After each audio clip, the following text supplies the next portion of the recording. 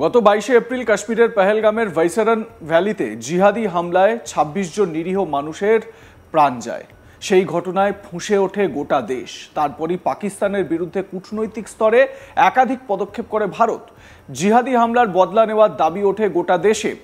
গত বুধবার মধ্যরাতে মনে করে দেখুন, ৬ এবং ৭ তারিখের সেই রাত পাক অধিকৃত কাশ্মীর ও পাকিস্তানের ৯টি জায়গায় জিহাদি শিবির গুঁড়িয়ে দেয় ভারত। আর এক্ষেত্রে পাকিস্তানকে হেল্প করেছিল চীন। ভারতকে কি করে শেষ করা যায় সেই পরিকল্পনাই সর্বক্ষণ করে যাচ্ছে চীন। PL-15 যে মিসাইল ক্ষেপণাস্ত্র, সেই ক্ষেপণাস্ত্রগুলো চীনের তৈরি এবং এই ক্ষেপণাস্ত্র দিয়েই পাকিস্তান ভারতে অ্যাটাক করার চেষ্টা করেছিল, যেগুলো ভারত প্রতিহত করেছে নিখুঁতভাবে। এই পরিস্থিতির মধ্যে একটি নয়া আবিষ্কার করেছে চীন। 4 পায়ে হেঁটে বেড়াচ্ছে একটি কুকুর। এটা কিন্তু কোনো সাধারণ কুকুর নয়, এটা আসলে রোবট কুকুর, যা কিনা চীন তৈরি করেছে। এই কুকুরকে নাকি সাধারণ কোনো কাজে নয়, দেশের সামরিক ক্ষেত্রে ব্যবহার করার জন্যই চীন ভিতরে ভিতরে কাজ করে চলেছে।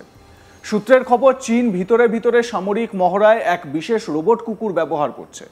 মেশিনগান ব্যবহার করে হামলা করা এবং শত্রুপক্ষের বিরুদ্ধে অন্যান্য যুদ্ধ কৌশলও কাজে লাগতে পারে এই সামরিক রোবট, যেটা কুকুরের মতন দেখতে।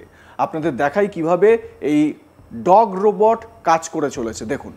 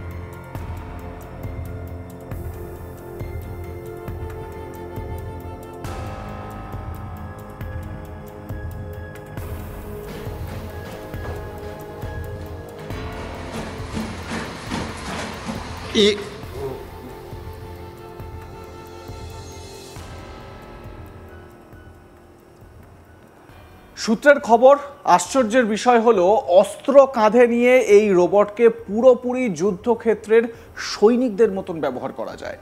এক জায়গা থেকে অন্য জায়গায় গিয়ে অবস্থান নিচ্ছে এই সামরিক রোবট। প্রয়োজন হলে মাটিতে শুয়ে পড়া এবং পিছন থেকে ফিরেও চলতে পারে, মানে পেছন দিকে ফিরে চলতে পারে এই রোবটটি। মানে যাচ্ছে সামনের দিকে, হঠাৎ করে নিজের ডিরেকশন চেঞ্জ করে পেছন দিকে চলতে পারে।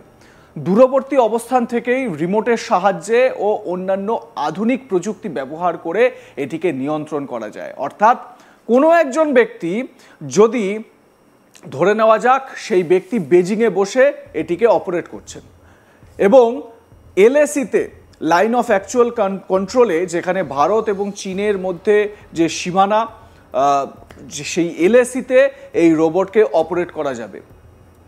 রিমোট কন্ট্রোলের মাধ্যমে এই চীনা রোবট বা এই কুকুর রোবট যা রিমোট কন্ট্রোলে ইনস্ট্রাকশন দেওয়া হবে ঠিক সেই মতোই LAC-তে কাজ করবে। ভাবুন কতটা বিপজ্জনক হতে চলেছে এই রোবটটি। ভিডিওটি নিয়ে মানুষ মিশ্র প্রতিক্রিয়া দিচ্ছেন। কিছু ব্যবহারকারী এই ধরনের প্রযুক্তির পরিণতি নিয়ে উদ্বেগ প্রকাশ করেছেন। অন্যরা বলেছেন যে মেশিনের মধ্যে এই ধরনের যুদ্ধ তাদের অস্বস্তিকর বোধ করে। মানে এই পরিস্থিতি যদি করা হয় তাহলে এটা একটা অস্বস্তির জায়গা তৈরি হয়। একজন ব্যবহারকারী মন্তব্য করেছেন যে মানবতা ধ্বংস হয়ে গেছে।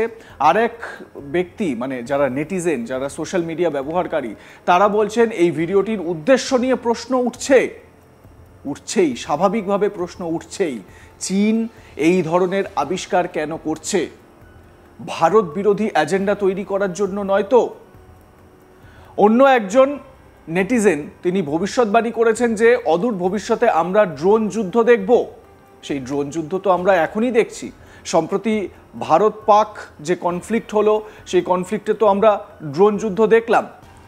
সাম্প্রতিক সময়ে অনেক দেশ 4 পা বিশিষ্ট রোবট তৈরির কাজ শুরু করেছে, যেটা আগামী দিনের জন্য মোটেই ভালো নয়।